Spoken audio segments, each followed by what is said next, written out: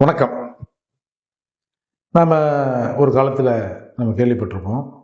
இப்போ கிராமப்புறங்கள்ல இருந்தோ, இல்ல அவுட் ஆஃப் சிட்டி சென்னையிலே தவிர, பல ஊர்கள்லேருந்து பசங்க படிக்க வந்தாங்கன்னா, அவங்கள எங்க தங்க வைக்கிறது?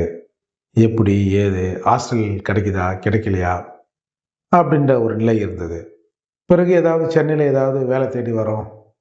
அ பசங்கள எங்க அனுப்பி சென்னையில வேலை தேடிட்டு, எங்க போய் இந்த பசங்க வந்து தங்கும்? அதுவும் பொம்பள புள்ளையா இருக்கு. என்ன பண்றது? அப்படின்னு அந்தந்த ஊர்கள்லயே முடங்கி இருந்த காலம்லாம் ஒரு காலம் இருந்தது. அதுக்கப்புறம் அரசாங்கம் வந்து படிக்கிற பிள்ளைங்களுக்கு வந்து ஹாஸ்டல் கட்டினாங்க. கொஞ்சம் வசதி வாய்ப்பா வெளியில படிக்கிறவங்களுக்கு வேற விதமான ஹாஸ்டல் வசதிகள் வந்தது. இப்போ இந்த கம்ப்யூட்டர், சாஃப்ட்வேர், ஐடி கம்பெனிஸ் இதெல்லாம் வந்த பிறகு ஒரு இந்த பிஜி தங்குறது பேயிங் கெஸ்ட் அப்படின்ற ஒரு சிஸ்டம் வந்தது. அதாவது ஒரு ரூம்ல ஒரு 4 பேர், 5 பேர் கட்டில் போட்டிருக்கோம். கொஞ்சம் வசதி வாய்ப்பா இருக்கும். அதில ஏசி இருக்கும், நான் ஏசி இருக்கும். அந்த ஹாஸ்டல்லயே தங்குவாங்க. அதாவது ஒரு பெரிய அபார்ட்மெண்ட் மாரியோ, வீடு மாரியோ இருக்கும். அதில ஒரு 50 பேர், 100 பேர் ஆண்கள் பிஜி, பெண்கள் பிஜி. அதாவது ஆண்கள் பேயிங் கெஸ்ட், பெண்கள் பேயிங் கெஸ்ட் அப்படின்னு இருந்தது. இப்போ ஒரு சில இடங்கள்ல வந்து அது வந்து ஒரு மாதத்திற்கு ரூ. 6,000 வித் ஃபுட்டோட, ஒரு சில இடங்கள்ல ஒரு ரூ. 8,000, ரூ. 7,000 ஃபுட்டோட நல்லா கொஞ்சம் நீட்டா புது பில்டிங்லாம் நீட்டா இருந்தது. இது ஸ்மூத்தா போயிருந்தது. சென்னையில ஏதாவது வேலை கிடைச்ச உடனே வந்து வீட்ல இருந்து கொண்டாந்து ஏதாவது இந்த மாரி பிஜி பார்த்துட்டு எங்க சொந்தக்காரங்க யாரும் இல்லன்னு வச்சுங்க. அது மட்டும் இல்லாம இந்த பசங்க வந்து நைட் ஷிஃப்ட் போவாங்க. அந்த அன்டைம்ல போவாங்க. நைட் ஒரு 10 மணி, 11 மணிக்கு அந்த ஷிஃப்ட் முடியும். அப்படின்னும்போது ஒரு சொந்தக்கார வீட்ல வந்து இருக்கிறது அது சரியில்லாம சில சங்கடங்களை ஏற்படுத்தும் என்கிற அடிப்படையில இந்த பிஜியை நோக்கி எல்லாரும் போனாங்க.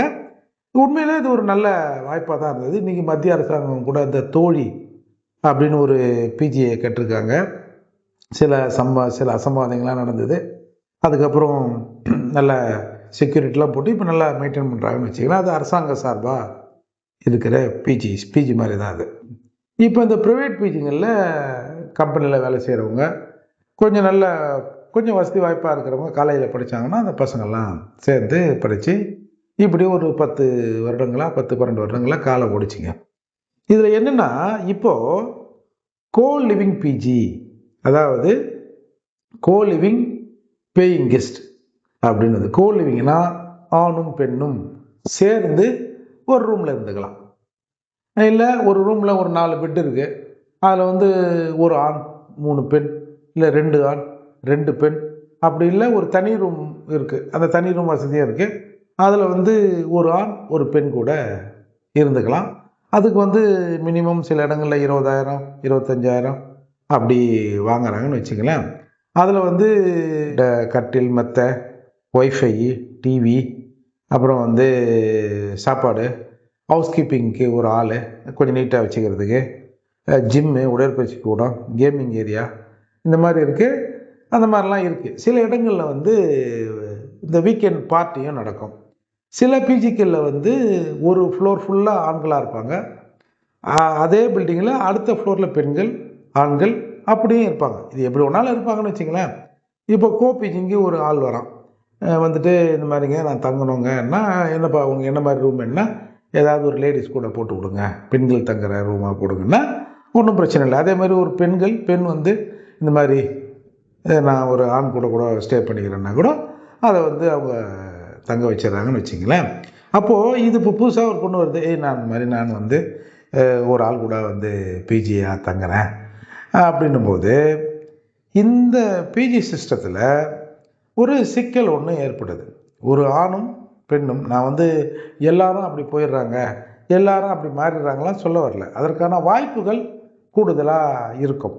சிலர் வந்து இப்போ தான் நம்ம வந்து இந்த சமூகத்தில் வந்து இந்த கல்யாணத்துக்கு முன்னாடி லிவிங் டுகெதர் அப்படின்னு ஒரு சிஸ்டம் வந்திருக்கு இல்லையா? அதாவது திருமணத்தை கடந்த உறவு, அது வேற. திருமணம் ஆகாமலேயே வந்து கோ லிவிங் அப்படின்னு இந்த ஒரு சிஸ்டம் இப்போ வந்திருக்கு. இதை கூட அண்மையில் வந்து 2010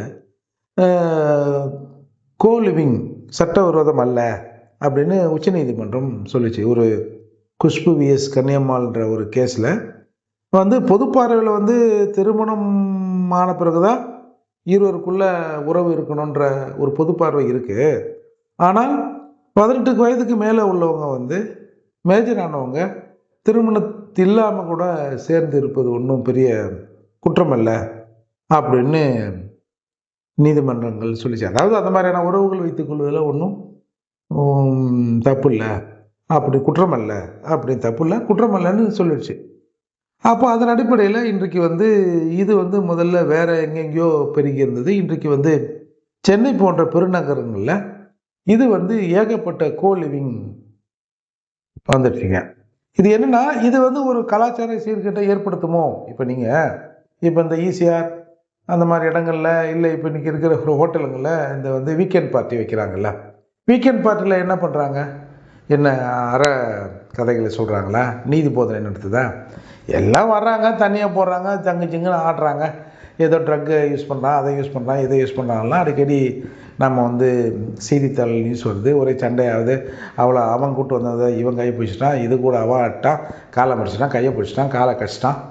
இப்படியான பிரச்சனைகள் ஏற்கனவே இருக்குது. அப்போது இது வந்து வெளிப்படையாக இந்த மாதிரி ஹோட்டல்களில் பப்புகளில் நடக்கிறது வெளியே வருது.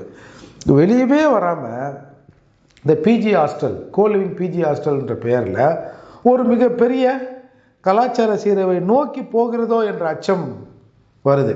இந்த அச்சம் யாருக்கு வருதுன்னா, இது வந்து ஒரு சாதாரணமாக இப்போ நம்ம கூட சொல்லலாம், என்னையாவது ஒரு ரூமில் போய் ஒரு ஆம்பளையும் பொம்பளையும் எப்படியா நைட்டும் பகலமாக இருக்கிறது. இப்போல்லாம் வந்து பெரும்பாலான வந்து நிறைய பேர் குடிக்கிறாங்க, போகிறாங்க, வராங்க. ஆண் பெண்லாம் வந்து அதில் வித்தியாசம்லாம் இல்லை, எல்லாம் குடிக்கிறங்க. அப்படி இருக்கும்போது ஒரு தனிமை இல்லை அதற்கான சூழல் சில தப்பு பண்ண வந்து அலோவ் பண்ணிச்சுன்னா என்ன பண்ணுறது? இந்த நாடு நாசமாக போகுது அப்படின்னு நம்மளை போன்ற ஆட்கள் சொன்னால் கூட எல்லாம் விவரம் இல்லாமல் சொல்கிறான்பா அப்படின்னு இதுக்கு சப்பக்கட்டு கட்டலாம்.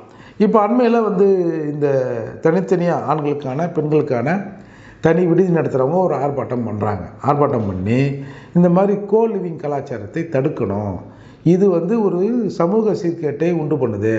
ஊர்லேருந்து வந்து எங்கேப்பா தங்குறேன்னா இந்த மாதிரி நான் வந்து இது மாதிரி பிஜி ஹாஸ்டல் இருக்குதுப்பா, காசு கொடுத்தாங்க தங்கிக்கலாம், பெட்டு இருக்கும், சாப்பாடெலாம் இருக்கும், வாட்ச்மேன்லாம் இருப்பாங்கப்பா அப்படின்னு சொல்லிட்டு நிறைய பிள்ளைங்க அந்த மாதிரியான விஷயங்களை தேடி போயிடுறாங்க. இப்போ உதாரணத்துக்கு ஒரு 1 லட்ச ரூபா சம்பளம் வாங்குறாங்க, ஒரு 80,000 சம்பளம் வாங்குறான்னு வச்சுங்களேன். ஒரு 20,000 ரூபாயில் இது வந்து ஒரு 6,000 7,000 முடிஞ்சிடும். சரி, மிஞ்சி போனால் என்ன, இன்னொரு 10,000 தானே, ஒரு 20,000 கொடுத்து நாமளும் தங்கி பார்ப்போம். இல்லை என் கூட வேலை செய்கிற ஒரு பொண்ணு இந்த மாதிரி கோ லிவிங் ஹாஸ்டலில் தங்குறாங்களாம், ஒரு ஆம்பளை கூட, அப்போ நானும் தங்கி பார்ப்போன்னு மனிதன் தவறு செய்வதற்கு இல்லை அதை அனுபவிப்பதற்கு அந்த சபல எண்ணத்தை உண்டு பண்ணுவதற்கு இந்த மாதிரியான விஷயங்கள் வழிவகை செய்யும்ன்ற ஒரு ஆதங்கத்தில் அந்த பிஜி நடத்துகிறவங்களாம் சேர்ந்து போன வாரத்தில் ஒரு மிகப்பெரிய ஆர்ப்பாட்டத்தை நடத்தினாங்க. இப்போ நான் வந்து இதை வந்து இதுக்கு நம்ம அப்பாற்பட்ட ஒரு சமூக அக்கறையில் நம்ம சொல்கிறதால சில விஷயங்களை பார்த்து வந்து வேறு ஏதாவது சொல்லிட்டு போகிறோம் அப்படின்ற மாதிரி நான் பார்த்து பேசுகிறேன். ஆனால் அவர்கள் பேசுகிற போது இதுக்குள்ளே இருக்கிற பல விஷயங்களே பகிரங்கமாக போட்டு அவங்க சொல்கிறாங்க. நமக்கு அதை கேட்கும் போதே ஒரு அச்சம், ஒரு நடுக்கம் நமக்கு ஏற்படுது. நீங்கள் பாருங்கள், இந்த மாதிரியான நாகரிகம் வளர இந்த மாதிரி கம்பெனிகள் வளர கொஞ்சம் பேர் கொஞ்சம் அப்படி மாடர்னைஸ் ஆகிடு வருவாங்க, போவாங்க. நீங்கள் அதுக்கு ஒரு உதாரணத்தை பாருங்கள். முன்னெல்லாம் டீ கடையில் ஆண்கள் வந்து தம் அடிச்சு டீ குடிச்சான்னு வச்சிங்களேன், அவனே கொஞ்சம் ஒரு 10 பேர் வந்து டீ குடிச்சுன்னு இருப்பான். இந்த பையன் ஒரு தம்மை வாங்கி கொளுத்துட்டான்னு வச்சுக்கேன், கொஞ்சம் ஒரு 4 அடி தள்ளி போய் அந்த பக்கமாக நின்று திரும்பிங்கன்னு தம் அடிச்சிக்கின்னு அந்த டீயை கொடுக்குற பழக்கம். ஏன்னா டீயில் இருக்கிற நிக்கோடினும் அந்த சிகரெட்டில் இருக்கிற நிக்கோடினும் சேர்ந்து அது வந்து ஒரு கெட்ட விளைவை, ஒரு மயக்கத்தை உண்டு பண்ணணும்னு இங்கே ஒரு சயின்ஸ் இருக்கு இல்லையா, அந்த மாதிரி பண்ணுவாங்க. இப்போ பாருங்கள், அப்போது எப்பயோ ஒரு பெண் எங்கேயோ ஒரு இடத்துல ஒரு 2 பேர் கூட சேர்ந்து தம் அடிப்பா. இன்றைக்கு ஓரளவுக்கு ஆண்கள் கூட இந்த எவனா வந்து ஃபைன் கீன் போட்டுற போகிறாப்பா அப்படி இப்படின்னு ஒரு ஓரமாக போய் நின்று தம் அடிக்கிற காட்சியை நம்ம பார்க்குறோம். ஆனால் பல பெண்கள், எல்லாரெல்லாம் பல பெண்கள் சாதாரணமாக ஒரு கையில் சிகரெட்டு ஒரு கையில் டீயை வச்சுக்கின்னு டீ கடையில் சாப்பிட்றத பார்க்குறோம். இது எங்கேயோ பப்பில், ஹோட்டலில், எங்கள் அந்த மேல்தட்டு வர்க்கத்தில் நடந்ததெல்லாம் மாறி சாதாரணமாக நடக்குது. பல இடங்களில் வந்து டாஸ்மார்க்கு அந்த ஹெலைட் பாரில் பெண்கள் போய் வாங்குறத பார்க்குறோம். சென்னையில் பல பார்களில் பேரோடு வந்தால் தான் அளவு.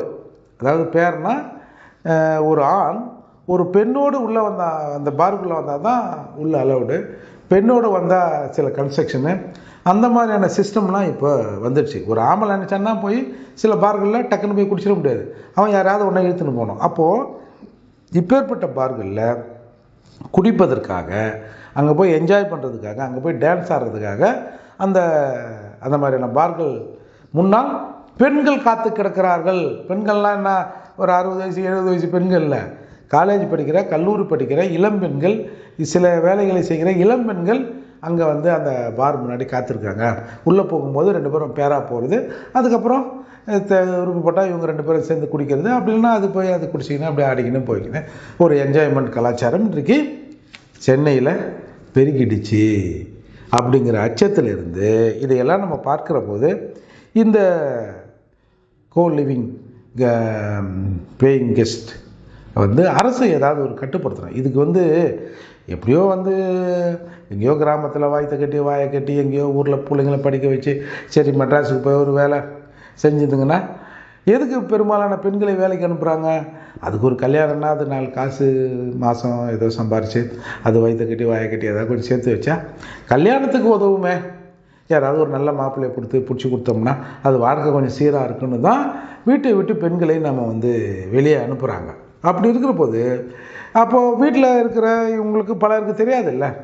நான் எல்லாமே தப்பு நடந்ததெல்லாம் சொல்ல வரல, தப்பு நடப்பதற்கான கூடுதல் வாய்ப்பு இருக்கும்போது அரசாங்கம் இதை வந்து ஒரு கட்டுப்பாட்டில் வைக்கணும்னு தான் எல்லாரும் சொல்கிறோம், அந்த பிஜி நடத்துகிறவங்களும் சொல்கிறாங்க. அதால் சில பிஜிகளில் நீங்கள் வந்து ஓவர் நைட் ஸ்டே அப்படின்னு ஒரு சிஸ்டம் சொல்கிறாங்க. அதாவது அந்த பிஜியில் தங்குறாங்க, அவங்க ஒரு ஆண் விருப்பப்பட்டால் ஒரு பெண்ணை கூட்டு வந்து ஒரு நைட்டு கெஸ்ட்டுன்ற அடிப்படையில் தங்க வச்சுக்கலாம்.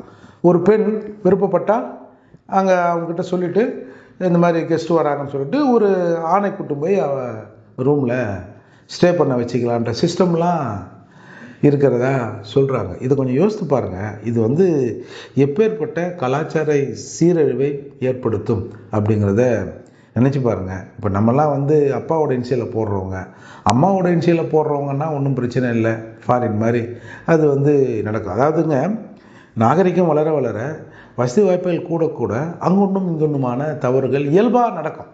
ஆனால் அதை வந்து ஒரு ஆர்கனைஸ்டு விஷயமாக நடக்கிறதுக்கான வாய்ப்பு இல்லை. இங்கே பல கார்ப்பரேட் நிறுவனங்கள் இதை ஊக்குவிக்கும் விதமாக, அவன் கார்ப்பரேட் பிஸ்னஸ் தானே, அவன் வந்து லட்சக்கணக்கில் கோடிக்கணக்கில் இன்வெஸ்ட் பண்ணி இந்த கலாச்சாரத்தை ஊக்குவிக்கிறார்கள். நீங்கள் பாருங்கள், இந்த காதலர் தினம் வருது இல்லை, காதலர் தினத்தில் ஒரு 200 ரூபாய்க்கு ஒரு சாக்லேட் கொடுத்தா தான் வந்து காதல் வருதா?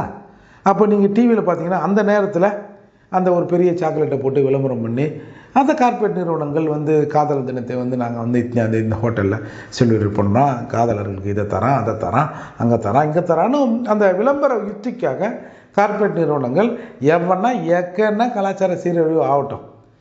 காலங்காலமாக காதல் இருந்ததுங்க, எல்லாவனும் ரோஸோட தான் அப்படி அலைஞ்சானா, எல்லாவனும் வந்து அந்த பெரிய சாக்லேட்டோட தான் அப்படி அலைஞ்சானா, இது என்னது இது?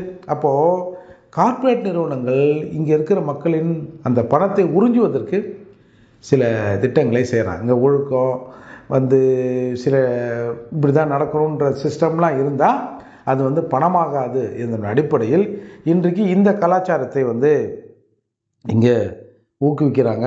அதால் வந்து அரசாங்கம் பார்த்து இதில் வந்து சில கட்டுப்பாடுகளை இது விதிக்கணும். இது நிச்சயமாக ஒரு தவறு தான். நீங்கள் இந்த தனித்தனி பிஜி இருக்கு இல்லையா, ஆண்களுக்கான பிஜி பெண்களுக்கான பிஜின்னு, இதில் வந்து சில ஸ்ட்ரிக்டான கட்டுப்பாடுகளை விதிக்கிறாங்க.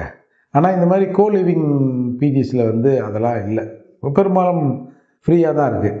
அந்த ஃப்ரீங்கிறது அது வந்து ஒரு வகையில் வேற எங்கே கொண்டு போய் நிறுத்துன்ற ஒரு மிகப்பெரிய பயமும் இருக்கத்தான் செய்யும். எல்லாரும் தவறு செய்வாங்கல்ல, ஒரு கூட பழத்தில் ஒரு பழம் அழுவிய பழம் இருந்தால் அந்த ஒட்டுமொத்த கூடையில் இருக்கிற பெரும்பாலான பழங்கள் வந்து வீணாவதற்கான வாய்ப்பு இருக்குது என்ற ஒரு பயத்தில் தான். நீங்கள் இப்போ இன்றைக்கி நடக்கலை, நீங்கள் இந்த பப்புலாம் பாருங்கள், இந்த பப்பு இருக்கிற ரோட்டில் போங்க, அந்த சின்ன பிள்ளைங்க அந்த போடுற ட்ரெஸ்ஸு அதெல்லாம் பார்த்தோம்னா நம்மளோட அடுத்த தலைமுறையை இந்த சமூகத்தில் எப்படா விட்டுட்டு நம்ம போகிறோம் என்ற ஒரு அச்சம், ஒரு பயம், ஒரு நடுக்கம் ஏற்படுகிறது. அந்த அக்கறையிலேருந்து தான் இதை நம்ம சொல்கிறோம்.